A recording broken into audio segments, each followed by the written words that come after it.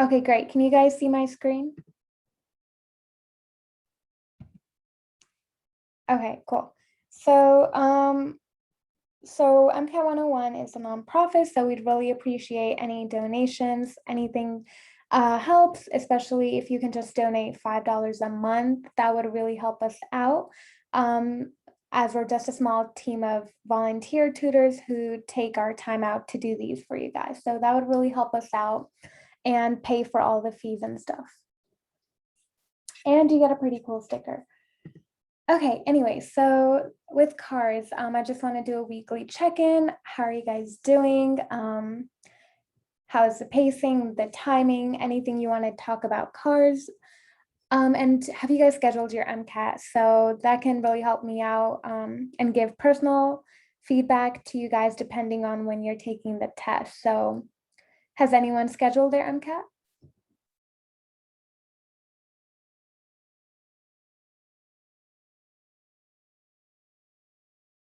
No? Yeah, definitely. If you think you need more time, take that time. You can always push back your test. It's better to push it back than have to take it twice. So definitely feel ready before you take the test. So for cars, how have you guys been doing? Did you all take a diagnostic test for your car score?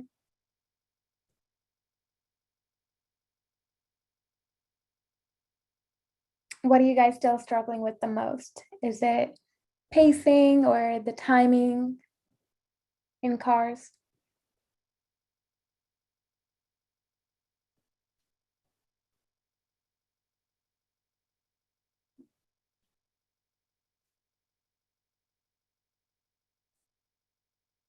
The accuracy, okay.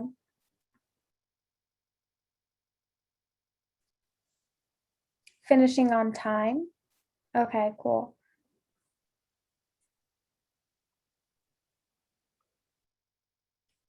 Yeah, so timing wise, what have you guys been doing? Have you been practicing a lot? Um, I think the timing part is tricky. So, because sometimes if you sacrifice timing to finish all the passages, you sometimes you get more wrong. But if you know you can get them right by spending more time, it might be better to do one less passage, but spend more time and get those passages right. Yeah, you run out of time for the last passage. Yeah, I've also heard that for many students that why don't you try just not doing the last passage and you might miss those 7 questions, but if you do really well on the rest of them, that you might still even do fine in that whole section. Um, that might be one thing to take a look at. We can look at that later if you need more personalized help, but I think the timing is the big part.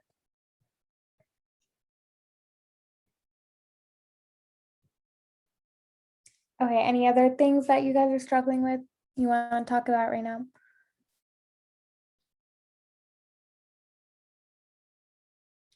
Right, so when they mention a specific word, do you read the question before?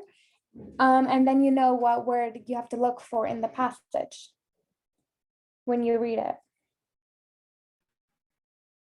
it. Sometimes the double ANC will directly tell you which specific word is being mentioned in the paragraph. But some other time they just randomly out of the place to mention a very specific word and ask what they imply, or is some kind of question that's based on one of the vocabulary. And usually I have a hard time finding out where is it located without rereading the entire passage. Right, but if you read the question before and you know that they're going to ask you for that word, before you read the passage, you know that word, you have to look for that word, right? So that can help you kind of know what word you're looking for. Would that help if you read it? Yes. I usually read the question afterward, but this seemed to be a good solution. Yeah, try reading it before. So you can see what words you might have to look for. Okay, great. So I'm just going to briefly review the strategies to do when you start a CARS passage, and then we'll do a passage. So first of all, you want to just decide if you can do that passage. Some of the passages you might not understand, so you might want to save them for the end or do them later. So just by reading the first few sentences, you can kind of gauge that interest and level of that passage. Then after you do that, I like to preview and skim the questions. I like to do this for many reasons, especially what Brian mentioned right now. When a question mentions a very specific thing from the passage, if I read that before I read the passage, then you know that you have to look for it. It's in the back of your head while you read the passage. So that really helps me, so you don't have to reread the whole passage and try to look for that specific phrase. Sometimes they'll be nice enough to give you the paragraph, but if they don't, you might have to reread it. And that can also waste a lot of time. So I like to take just a few more seconds to read the questions before. And then again, you want to read actively. So what does that mean? So by reading actively, you're taking notes on each paragraph. So like, I don't mean like a lot of notes. It's a one-word summary of that paragraph, so that if you get a question asked on it, you don't have to reread the whole passage, but you can go back to that paragraph, skim it a little bit, read your highlights, and read your summary word. That can really help you read actively and make sure you're paying more attention. And the bottom line means you want to stick to the basis of the passage, what the main idea was. So some questions, they can be really difficult, but if you stick to the main idea, you can most likely always at least do process of elimination, look at answers that are too out of scope, they're too narrow, they don't answer the question, things like that. You have to be really nitpicky about in the answers itself. So that can really help you just eliminate answers that are not going to work for the question. And after that, you just approach the questions, and we're gonna do this in the passage now. Does anyone have any questions on these strategies? And they're just strategies. If they don't work for you, you don't have to use them. So I have a quick question. Yeah, go ahead. I know you mentioned about how if we are like kind of reach our target score on the practice exam, we first try to do the passage on time, and then if you reach around your target score, then you time yourself. How do you transition from this? Could you repeat what you're trying to say? Yes. So you're mentioning about how we will first focus on improving the accuracy to your target score. And then after that, you would then focus on timing and pacing. How do you transition between? Okay, yeah, I understand. So I would build up your stamina first of all, because then you can, if you start getting tired, you might notice that your energy will go down. You're taking longer to read the passage. So there's a lot of passages, so you want to make sure you first build up the stamina to do all of them in a CARS session.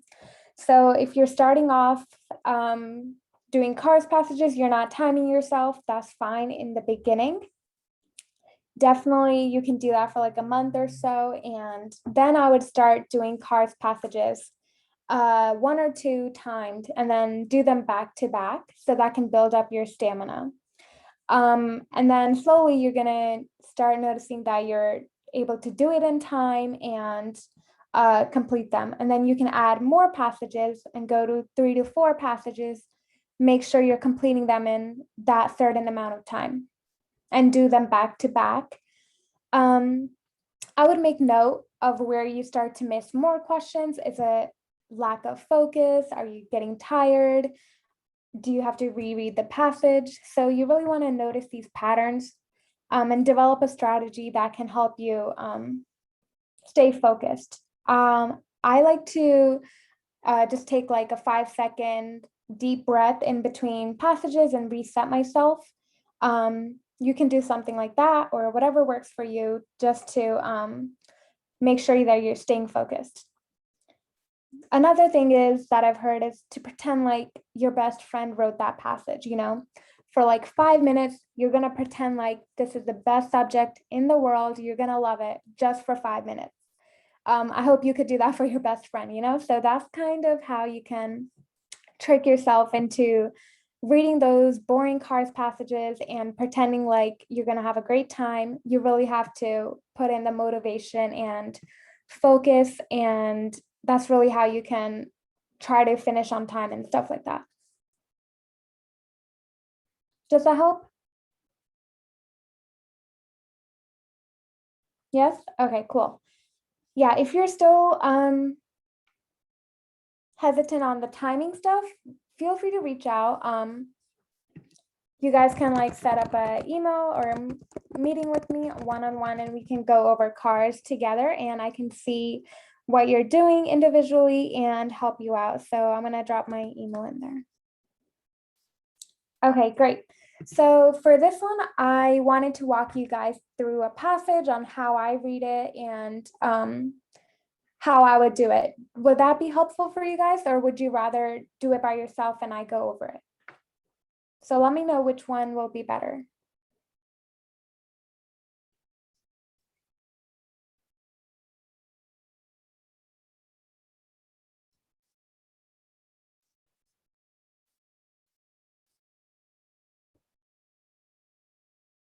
Yeah, so we have two passages. So I was thinking of doing one together and letting you guys do one by yourself. Would that help? Okay, great. Everyone wants to do it together. Love it. So can you guys see this passage? It's about homework, our favorite topic in the whole world. Who doesn't love doing homework, right? Okay, great. So I'm going to start with reading the questions. So this is what I do. I like to read the questions. So which of the following statements most strongly challenges one of the assertions made in the passage? The discussion suggests that Buell and Kralovec consider the appropriate relationship of students to homework. So we're talking about a relationship. And we're going to look at these two people. According to Chester Finns, reducing students' homework results in what? So we're talking about this person and reducing homework. Okay, suppose that research demonstrated that the increase in the average amount of homework students are assigned primarily comes from additional homework assigned to underperforming students who needed extra work to catch up to their peers. How would this finding affect the passage? Okay, and Buell and Kralovec's use of the term ratcheting up, paragraph 2, to describe what educators are doing with homework most likely refers to the educators what? It would be consistent with Harris Cooper's views in the passage to regard homework as a catalyst. Okay, great. So we kind of learned in the questions that we have a lot of people's views on what homework is, and it might be about reducing homework. So that's what I get from the questions. Okay, now I'm going to start. So to most of us, the idea of students toiling over homework at the kitchen table seems as common to Americans as apple pie. The image may be ideological, to be sure, even if it correctly ties individual activity to collective improvement. Okay, but certain educational activists are pushing hard to reduce or even eliminate homework from grammar and secondary schools. Okay, so that's the first paragraph. I am going to write a quick note to myself what the first paragraph is talking about, and we get that some want to reduce homework. My notes are going to be really short, but they make sense to me, and that's all they need to do. Okay, in a recent op-ed, John Buell, so that's the person that we were talking about, and Kralovec, of an influential new book, The End of Homework, says that when kids hit the books after school, what is lost is the virtue of free time, which plays a key role in fostering creativity, independence, emotional development. Thanks to tough new academic standards, he argues educators are ratcheting up homework. This is a phrase that we saw, is stressing everybody out. These two people want everyone to take a step back and stop assigning so much homework, which will be better for the education. Great. Okay, so paragraph 2, we talk about Buell and that Kravolek dude, and we get their opinion and what they want to do. Okay, moving on. Paragraph 3, trendy educators agree. So they have begun to implement their proposal before its effects can be ascertained. A superintendent of New Jersey has limited the amount of homework that teachers can assign. A sympathetic press, including the New York Times, has echoed the anti-homework position, casting itself as a Dickensian crusader against child labor. The Washington Post editorial, to take another example, has advised parents to talk to their kids, teachers and principals about dropping homework. These would be pedagogues purport to tell educators a better way to educate their children. Okay, cool. So we have some people agreeing with them, and we are having real life action. So we're talking about actions taken in the real world. So that's what I'm just going to say. Okay, in fact, the ratcheting up of homework that Buell laments is mostly a myth. We get the author's opinion here. Educators, by and large, are not any more given to extracurricular work than they were in the past, not any more crazed to have children toil over assignments than before. Since 1981, a University of Michigan study notes that the amount of homework assigned to kids aged 9 to 11 has only climbed up from 2.75 to 3.5 hours a week, from 33 minutes to 42 minutes a night. So now here we see in paragraph 4, we got the author's opinion, and we got some other studies that it was a myth, that what he was talking about, paragraph 2, was a myth. Cool, moving on. Moreover, restricting or doing away with homework is unlikely to produce a burst of creativity and independence that Buell envisions. Abolishing homework will not improve children's education. The time they gain back will simply be squandered. The great devourer of kids' time today is television and video games. They watch an average of 2.75 hours of TV every weeknight, 4 times what they spend on homework. Less homework just means more time spent on TV or playing video games, not in any sort of beneficial imaginative pursuits. Paragraph 5 says that getting rid of homework is not going to improve education. So reducing homework does not equal more education, like Buell was saying. Okay, we know that homework works. It improves a child's it improves a child's education. Detailed studies over 15 years by Harris Cooper, we also talked about her in the question, shows that it boosts academic performance, particularly in middle and high school students. It also teaches important lessons that kids don't learn in school, like budgeting time and how to study without a teacher. Says educational scholar Chester Finn. We also talk about him. Doing away with homework will harm children's education because they will not learn effective strategies. So they're talking about now that homework actually gives more to students, like effective strategy. So I'm going to write that down. Okay, sorry, I'm talking so fast, but doubtless some teachers assign homework improperly, using it to accomplish work they should have done in class, but these are problems that smart principals should handle on a case-by-case basis without rejecting homework outright. Let's not allow the latest educational folly to produce sweeping changes that we all soon regret. So this is kind of the conclusion, what the author is saying, that we do need homework. Some teachers don't use it well, but homework is key to the education. Okay, sorry guys, that was really fast, but let me know what questions you have on the passage itself before I move on to the questions.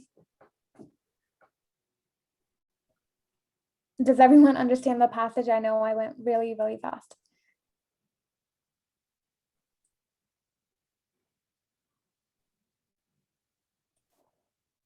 No questions? Pretty straightforward? Great. Okay. Is paragraph 6 also showing an author's opinion?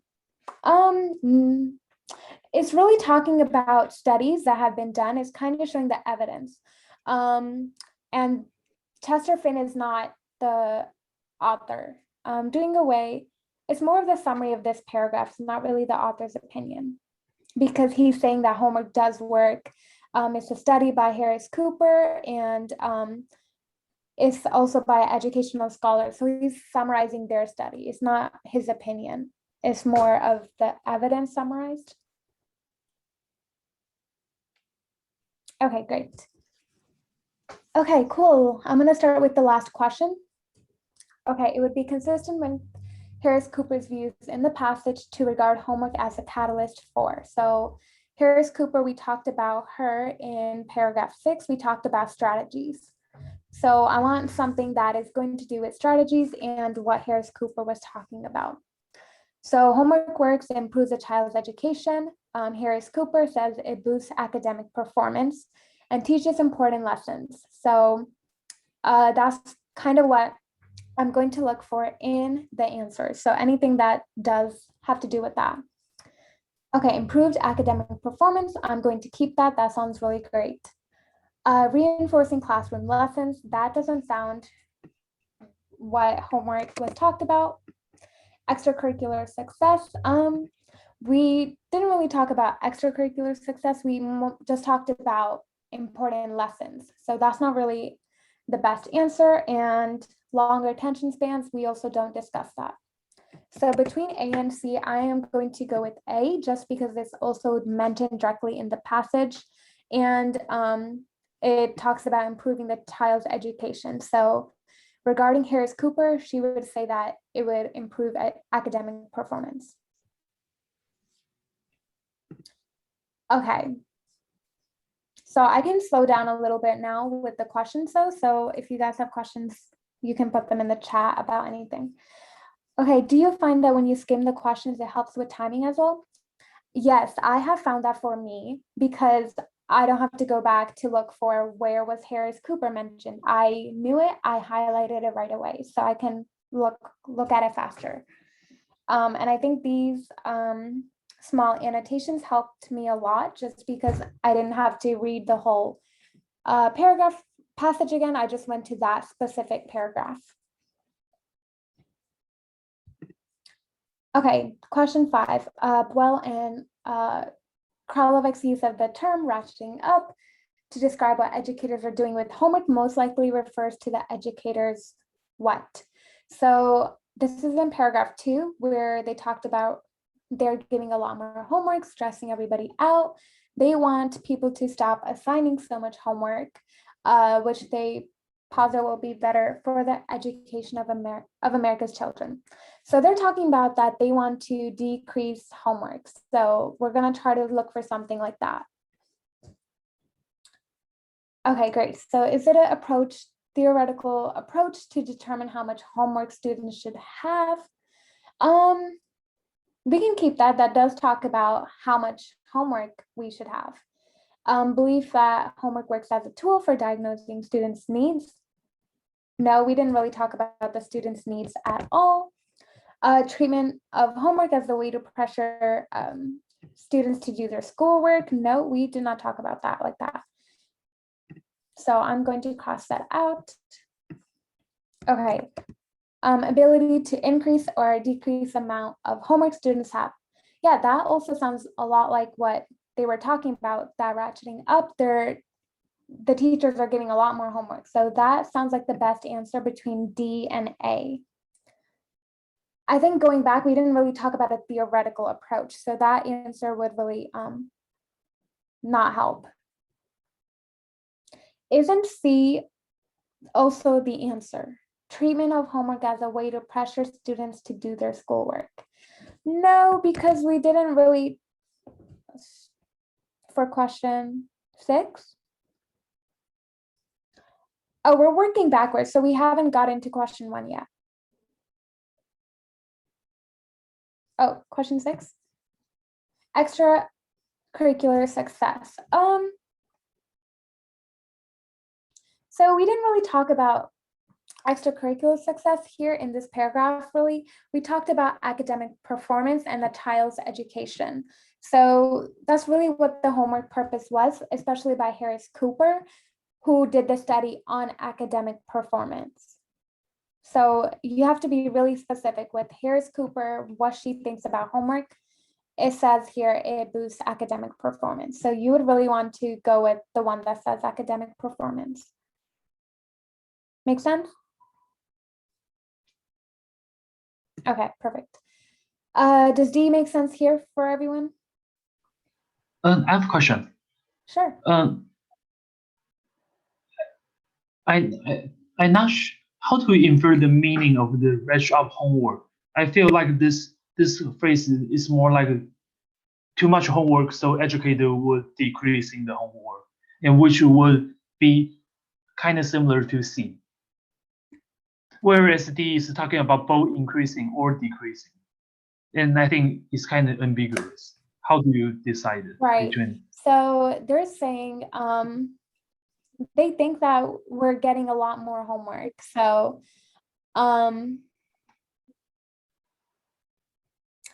they're talking that educators are ratcheting up homework, stressing everybody out. So that means they're giving more homework.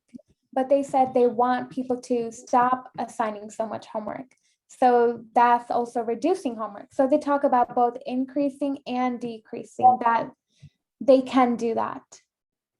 I see. Okay. Because I feel like if they're talking about increasing or decreasing, it's kind of contradicting on this own. Well, the educators, like the teachers, they control how much homework they have, right? So that's what it's saying. And here we don't really talk about the pressure for students to do their schoolwork. This is mostly talking about homework. So don't get mixed up between the terms. Oh, so the stressing everybody out is not count as the pressure student to do their homework? Sorry, what? The word after the stressing everybody out. Right, it's just stressing them out, but I don't think it has to do with their schoolwork. I see. Okay, thank you. Yeah. You would have eliminated D because it says decrease. But they also say they want everyone to take a step back and stop assigning so much homework. So they can decrease the homework. And the next paragraph also talks about the trendy educators agreeing, and they have limited the amount of homework that they can give. Does that make more sense? Okay, so make sure you guys definitely stick to what the passage is saying. We didn't discuss schoolwork here. Okay, moving on.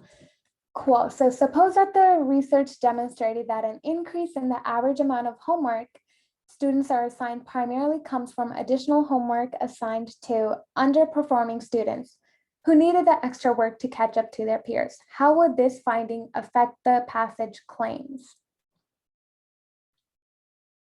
Okay, so where we talked about the homework increasing, that was paragraph 4.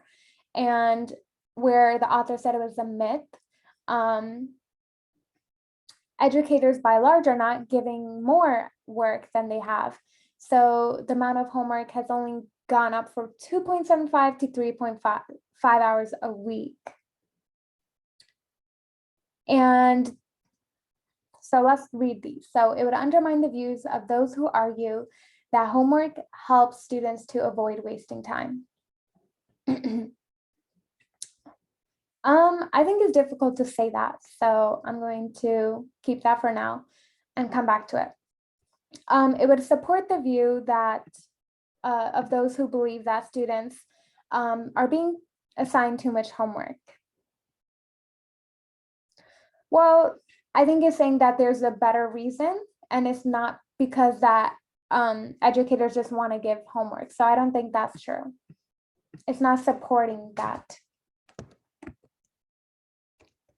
Okay, it would challenge the views of those who equate homework with child labor. Interesting. So where did we talk about the child labor? Let's see. Okay, yeah, I highlighted it. So, and the sympathetic press, New York Times has echoed the anti-homework position, saying that it's like a crusader against child labor.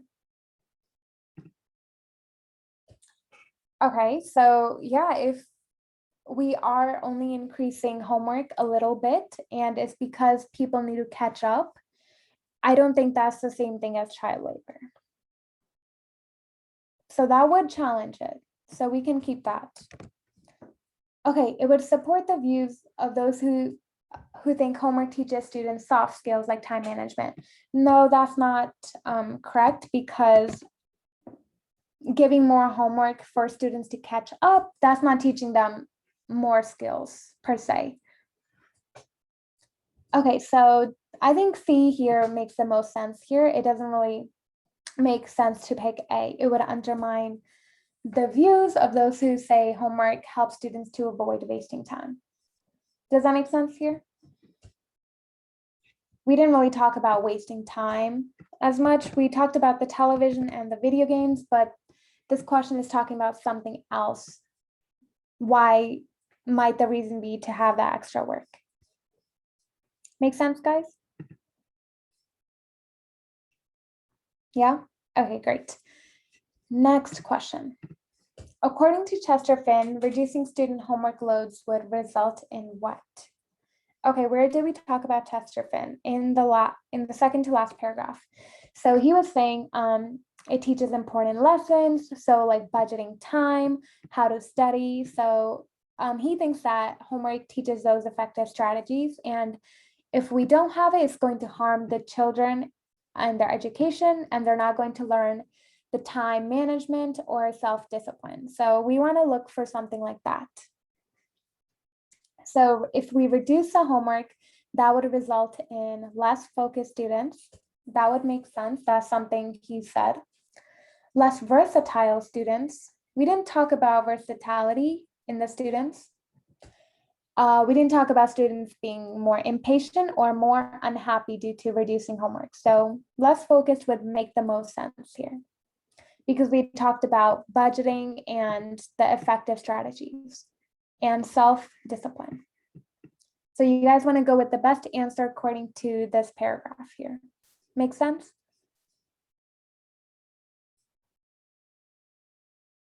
Great.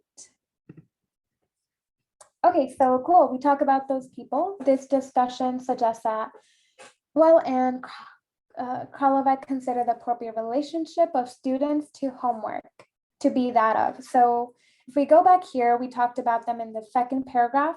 They were the ones who said, we don't need homework. We need to reduce homework.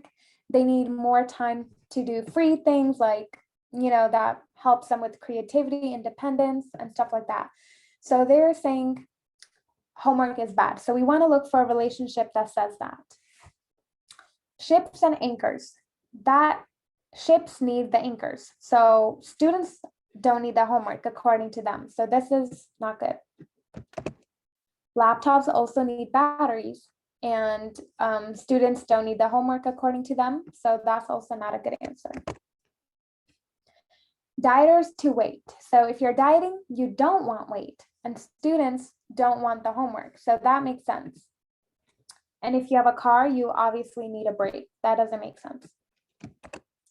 Another way you could have done this, you can just pick the odd one out. So ships to anchors, that's positive. You need that.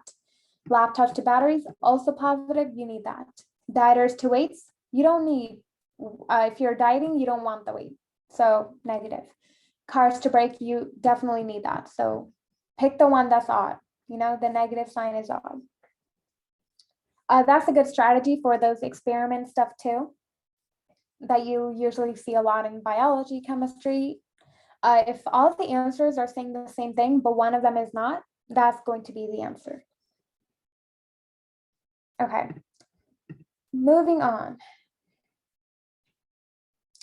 Oh, sorry, let me get rid of those annotations. Oh, no. Okay, sorry. Okay, there we go. Okay, which of the following most strongly challenges one of the assertions made in the passage? So something that challenges. Okay, parents usually think that their kids have to do more homework than they did as students. We didn't talk about parents in here, so we cannot say that. I don't remember talking about parents, so that's not something we can say. Okay, students increasingly spend their free time on skill building extracurriculars like sports or science clubs. Would that challenge one of the assertions made in the passage? So if we think about the Buell and Kravalek, they were the ones saying that free time, that's what students need more of, the fostering creativity, independence and stuff. But then we also talked about the people who said children don't need more free time. They just spend it on television and video games. They watch around 3 hours of TV every day, 4 times more than they're doing on homework. So if students are actually spending their time on skill building extracurriculars like sport or science clubs, that is challenging that assertion that children watch a lot of TV. So that could be a good answer. Okay, moving on. Homework loads are increasing, but primarily for students that participate in classes that are more advanced. We really can't say that from this passage. We didn't talk about more advanced classes or anything like that. And classes often employ multiple teaching strategies that include but are not limited to homework. Also, we didn't really discuss that. That wouldn't really challenge the homework or anything like that. So the only answer I'm really left with is B, and I thought this was a good answer because it directly goes against something we've discussed in the passage that they said children watch television and video games. So this would go against the main idea that if we had less homework, that children would have more free time and do more stuff, like Buell and Karlovic were saying that they need the free time to do more of these things. Okay, in this kind of question, it does not mention, it does, sorry, Brian, could you explain your question? Actually, I figured out. I think the answer is yes, but basically, I was one because sometimes there are the author's assertion, and also sometimes there are the author citing other people and use them and mention their assertion. And I was wondering if this kind of question would be like to whom specifically.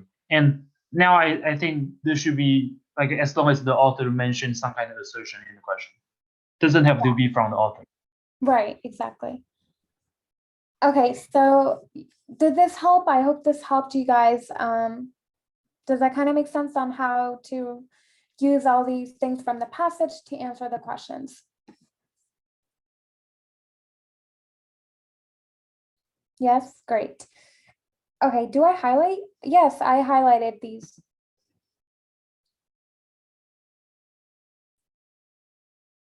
Oh, I mean in the exam? Yes, I did highlight, yeah. Yes, and I even did these notes, not on the computer itself, but they give you a scratch pad and whiteboard to write on. So I did write these notes on that. So I like to highlight because when I go back to the passage, I read my highlights. I don't read the whole paragraph. So if I were to read this paragraph again, I would just read homework works, improves a child's education. Harris Cooper says it boosts academic performance. It teaches important lessons. And Chester Finn said that. And doing away with homework harms children's education because they need effective strategies. So that's kind of how I read the paragraph again. Yeah, so I really honestly just highlight the keywords that I think I would need to go back to. Yeah, like Brian said, it's like creating a map for yourself that kind of makes sense to read. How much time do we typically have per passage? I would say around, depends on the question. So 6 questions, I would aim for around, I think it's 9 minutes.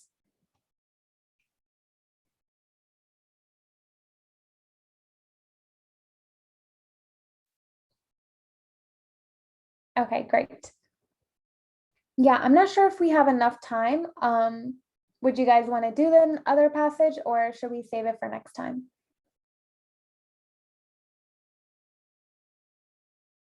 Okay, next time. Yeah, we only have 14. Oh, okay. What do you guys think? I'll wait for you guys.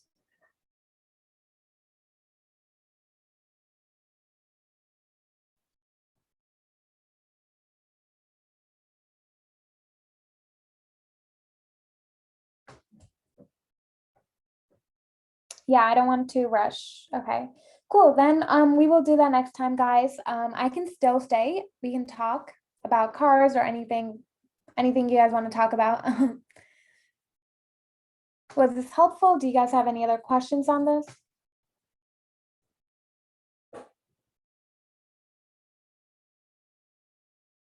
Yeah, no worries.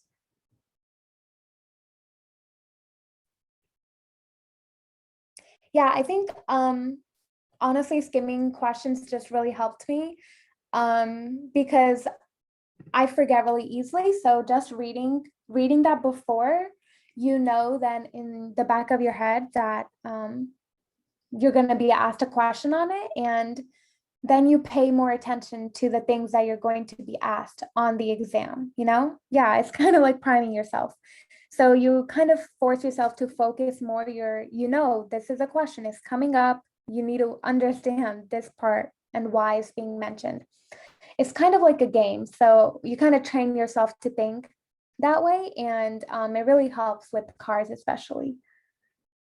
Yes, you need to highlight. You can, I think it's option H, the shortcut. I literally just have my fingers on that the whole exam. And I think option S is for striking out, like striking out answers. Christina asked, are there any other tips for cars? I honestly use these tips and strategies. You can also go back and watch the previous sessions where I talked about in the beginning all those strategies for timing. I talked about process of elimination. I talked about things to be wary about out of scope, out of like narrow questions, extreme answers. So I talked about all of those in previous recordings. So if you want to go back, that would be really helpful for you to look at. Can you send us that link? A link to what? The recordings?